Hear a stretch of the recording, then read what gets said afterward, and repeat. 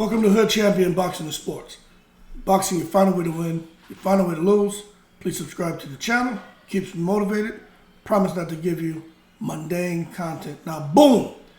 Hey, look, we need to really sit back and have an understanding of what went wrong with the weight cuts with Errol Spence, and I'm going to throw Liam Smith in there because it's some similarities. There's definitely some similarities. And I think when we understand what they went through and how they performed in the ring, with Errol Spence against Terrence Crawford, Liam Smith against Eubank Jr., I think it may help to give us a better understanding that, you know, the weight cut for both of them affected their performances. In addition to that, when you are going through that struggle, and then you have to face somebody like a Terrence Crawford in Errol Spence's case, and then a Eubank Jr. in Liam Smith's case, that it's a high probability that you're probably not going to get through that fight. You know what I'm saying? Now, the thing about Errol Spence, right? Now, both of them lost an insane amount of weight. The difference is Errol Spence did not disclose how much weight he had to drop. It was rumored that Errol Spence had ballooned up between 190, 200. I heard 185. Let's just say 185, 190 pounds, right? Bottom line is, for Errol Spence to balloon up that high, he had to cut, especially if they're talking about up to 200 pounds, right? Errol Spence had to cut a lot of weight. You're talking about 40 plus pounds. Okay, if the rumors are true. Now, what we do know about Liam Smith is he had to cut an insane amount of weight because he came out and he actually shared with the public how much weight he had to cut. He had to cut 42 pounds. And that's why he's blaming his loss, what he calls a brutal loss to Eubank Jr. And he said it's just a result of just cutting that weight. Now, it was a huge build-up for both of these fights. Errol Spence and Terrence Crawford, that fight been building for years, 5 years or something like that. Liam Smith and Eubank Jr., Liam Smith had tranquilized Eubank Jr. a few months ago. Then there was the rematch, and in that first fight, some people were saying that Liam Smith hit Eubank Jr. with an elbow, and I'm going to say this. The first punch that hurt Eubank Jr. was a fist. Then there was some follow-up shots, and definitely an elbow was thrown. And that elbow didn't help the situation. But Eubank Jr. just looked, he was winning that fight. He just got careless. He was fighting. That's why people are criticizing Roy Jones Jr. because they're saying he had Eubank Jr. end up being defensively irresponsible and offensively irresponsible. As a result, a fight that he looked like he was easily winning, he ended up getting caught with something and got hurt.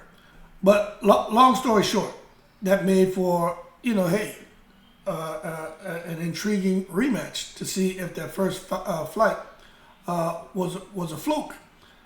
Now, the thing about Errol Spence Jr., right?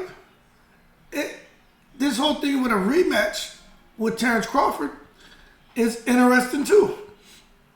Now, no one felt that Errol Spence was being offensively irresponsible or defensively irresponsible. They just felt like in that first round he did great, but what happened in the second round, he got hit with something, and it changed the fight. And then what you saw happening after that was all downhill. But it makes it interesting because now it's like, okay, the weight cut for Errol Spence, then people out here, you know, concerned that because Terrence Crawford's working with Victor Conte and the snack products, that maybe he was on some kind of illegal cocktail, or some kind of cocktail that just boosted his overall performance, because it's saying there's no way in the world Crawford can come into a ring against Errol Spence and do what he did. Like, they just can't comprehend what took place in that ring. Okay? So that makes for an interesting layer as we get ready to build up into the rematch, which Errol Spence initiated his rematch clause. So as we get ready to build up to the rematch between Terrence Crawford and Errol Spence. Now, I'm going to tell you this. Liam Smith was dropped a couple times, okay? he was dropped a couple times in that fight. Errol Spence was dropped a couple times in the fight with Terrence Crawford. Okay? Now, when the dust settled and people were trying to understand, man, they really waved the fight off for Errol Spence. What went wrong? For Liam Smith, it was the same thing. People watching him in the ring, like, damn, they waved the fight off. What went wrong? And as the days went by, people rewatched the fight, and they were trying to understand, why did Errol Spence look so disoriented? Why did he look like his legs weren't underneath him? Why did it look like his balance wasn't there?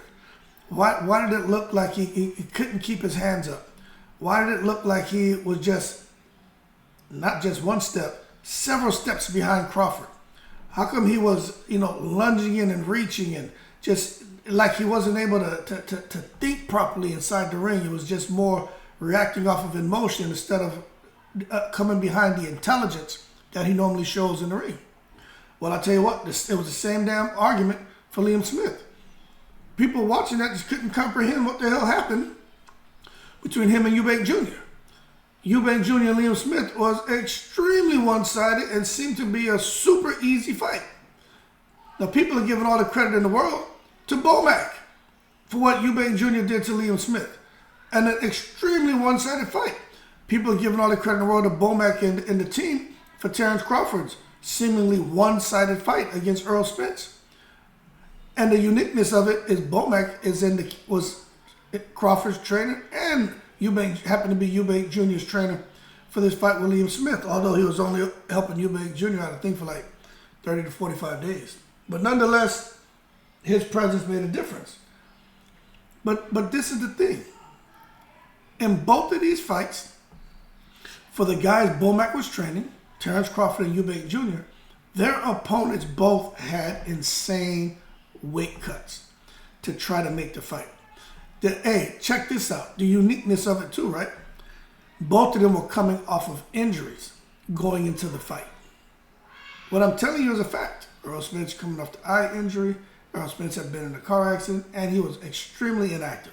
And I'm not talking about the first car accident, I'm talking about the second one, right? And extremely inactive.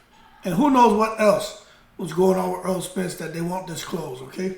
But the bottom line is, that's the reality of the situation, okay? With Liam Smith, same thing. He wasn't as inactive. He was, and his circumstances were a little bit different. It was like a race against time because of the rematch date. Didn't give him really enough time to I would say, safely cut 42 pounds. And he was coming off of a back injury. So remember, they had to reschedule the fight. So Liam Smith was just in a bad position, but I think he was hoping that Chris Eubank Jr. would just walk away from the rematch. But that's not what happened. So what you saw happening, once a fight date was announced for Errol Spence, a fight date was announced with Liam Smith, it's like they both were racing against time. Errol Spence trying to cut weight, Liam Smith trying to cut weight. Liam Smith having to be careful with how he's going about cutting the weight. Errol Spence having to be careful because they don't want to go out here and have any. And this is what's crazy. They don't want to go out here now and end up injuring themselves or something like that, which would cause the fight to be canceled or pushed off again. And for Errol Spence, he definitely wanted that fight with Terrence Crawford for the undisputed distinction. But this is what I don't understand about Errol Spence. You got the biggest fight of your career, right? Biggest fight of your career. And we understand Errol Spence spars extremely hard in training camp, 15, 16 rounds, going all out. I call it a mash-up, crash-up. And I think that took something out of him too. So you got someone trying to cut weight and then, basically abusing their bodies, trying to get ready for a fight with a killer. And we saw what happened. But with both of them, they just couldn't get going. They could not get going. And although Liam Smith came out and said, look, man, the weight killed me. You're like, that shit killed me. Errol Spence didn't say it like that. But what he said is, making 147 is not easy. And for the rematch, he'd prefer that, 154. He didn't say he won't take it at 147, but he just said he's hoping it could be at 154. In other words, what Errol Spence is saying is the same thing that Liam Smith was saying. It's just, look, that weight killed me. I couldn't get going because of that weight. But he wouldn't make an excuse. Errol Spence is not going to do that. But basically what Errol Spence was saying, the same thing Liam Smith was saying. It's ridiculous. But like both Spence and what's his name, Smith, neither one of them were going to come out here and accept that their movements and inability to be agile in the ring and how limited they both seem in the ring. They weren't going to say it had nothing to do with an ankle, with the wrist, with the pull muscle, with previous surgeries. Errol Spence wasn't going to say it had nothing to do with a car accident, had nothing to do with his eye, had nothing to do with his teeth, had nothing to do with his feet, had nothing to do with no neurological damage, nothing. They weren't going to see, wasn't going to come out and say that. Nothing about his movements were limited by anything. He accepted his loss like a man. And Liam Smith, he seemed to have been more open about some of the struggles that he had, before the fight, during the fight. But what I'll say is this, right?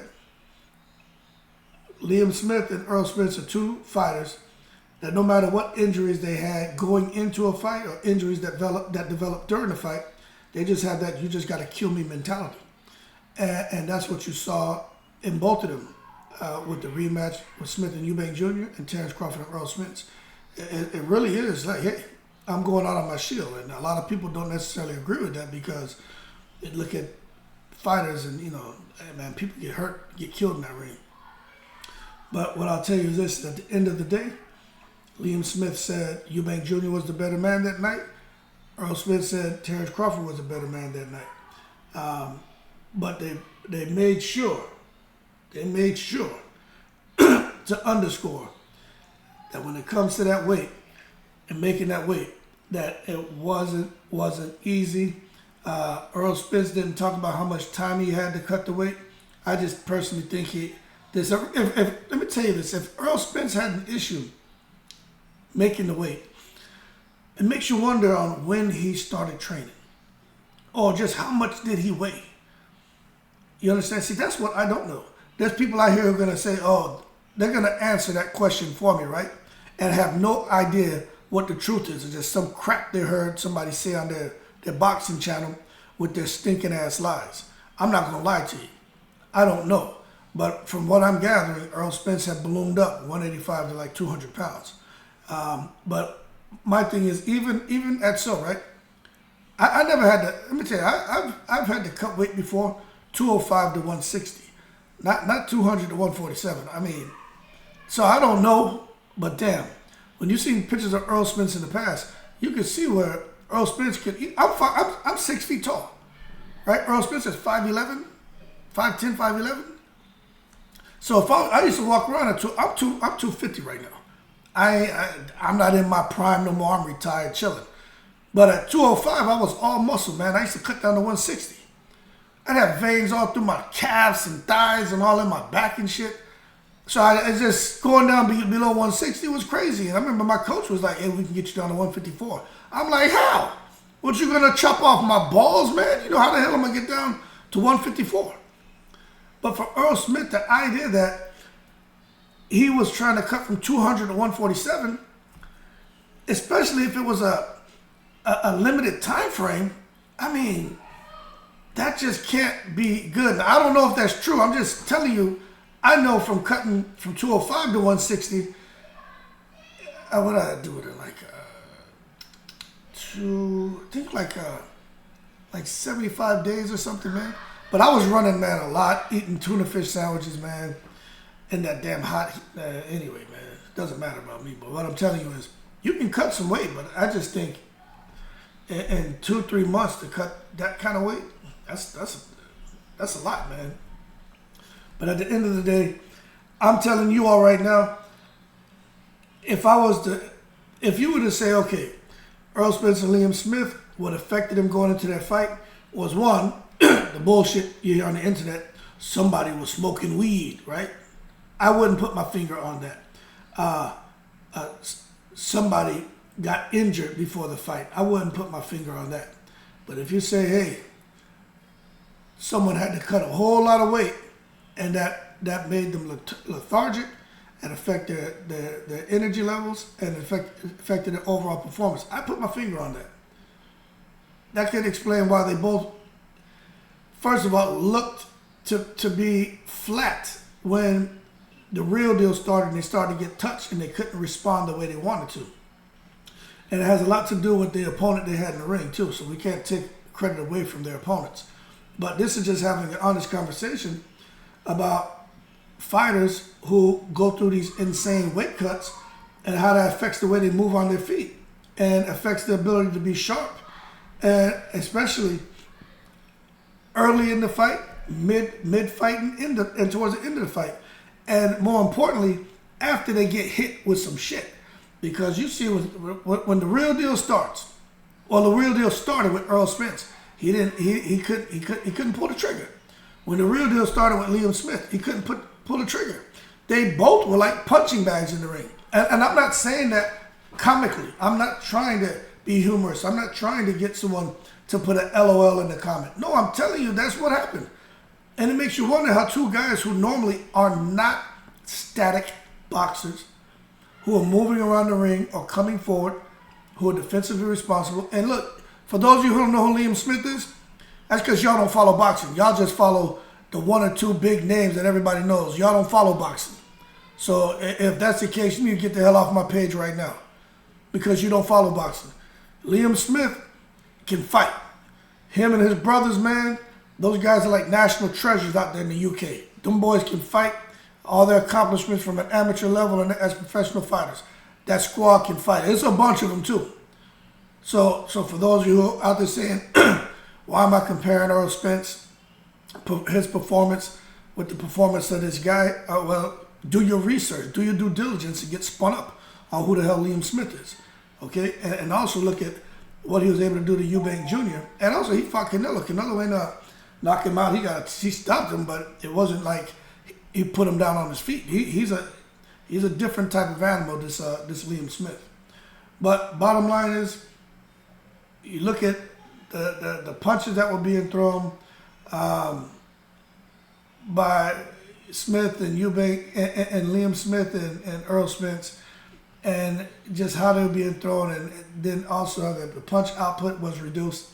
There's got to be a reason for that, and I think their opponents had a lot to do with it. But I do think when you talk about cutting a lot of weight in a short period of time, or trying to cut weight over an extended period of time, and then the weight just not coming off, you know, that can affect you, especially now you're in fight week, and you can't eat for a couple days. You can't drink, but like just take little chips of ice for a couple days. Let me tell you, that does something to you psychologically, emotionally, physically. And that's what I think happened that's what I think Errol Spence went through, because boy, that fight week, that's all he talked about. That's all he talked about. That's what I noticed. I'm like, man, this ain't looking good for Errol Spence. He keeps talking about this damn weight. And he's talked about it before, but not like how he did going into this Terrence Crawford fight during fight week. I was like, man, that's not a good sign.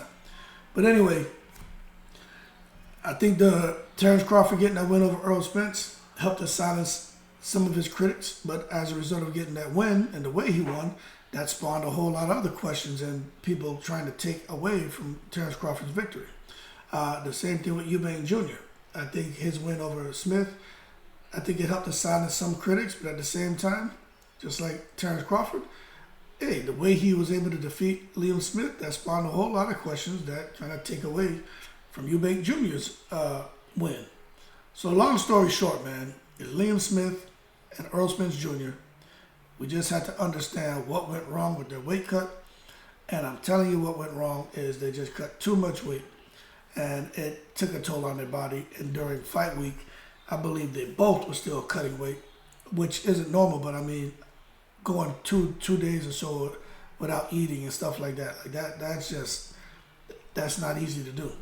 And for those of you who have forgotten, when it comes to and saying, hey, cutting the weight can affect a fighter. You remember when Roberto Duran beat Sugar Ray Leonard, right?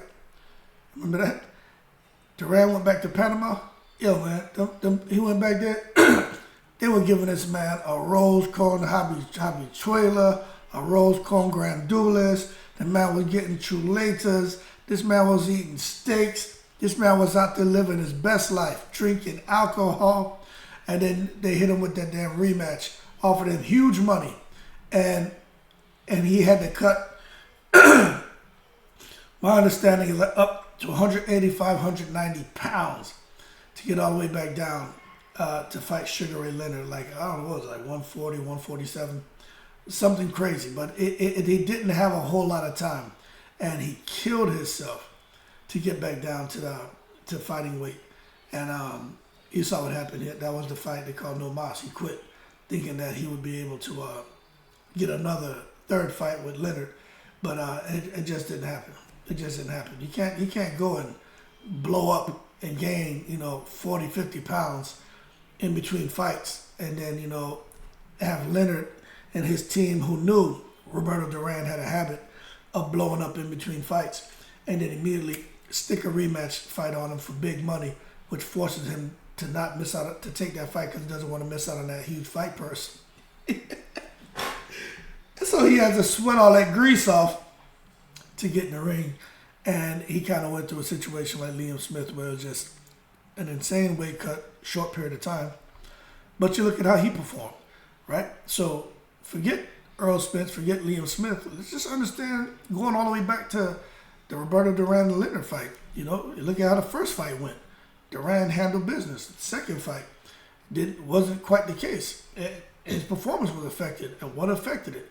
Yeah, true, it has a lot to do with the person who was in the ring with him, but it has a lot to do with the weight cut. All right? That being said, man, y'all keep cool. We already know what the deal is with Liam Smith and Eubank Jr. The fight happened, won't be a third fight, all right? They had two fights. It is what it is. But for Errol Spence and Terrence Crawford, we got to see how the rematch goes. Because even if it's at 147, maybe Errol Spence doesn't have to kill himself to get down to 147. He doesn't have to. He's not struggling with the weight cut. It's still hard on him, but maybe those rumors out there that, he had to go a couple of days before the weigh-in to actually to get his weight down and to go a couple of days without eating. Maybe if it still happens at 147, maybe it's not as hard on him this time. But we got to see how things look when he gets in the ring with Crawford. I personally think Crawford beats him, but let's just wait and see. We had the rematch. We had Duran Leonard. They fought twice. Eubank Jr. Smith fought twice. Let's just wait and see what happens in the second fight with Errol Spence. Like I said, I think Crawford, he beats him no matter how many times they fight. But let's wait and see, especially if it's at 54. Let's wait and see. That's all I'm saying. That being said, y'all keep cool. I'm in the breeze.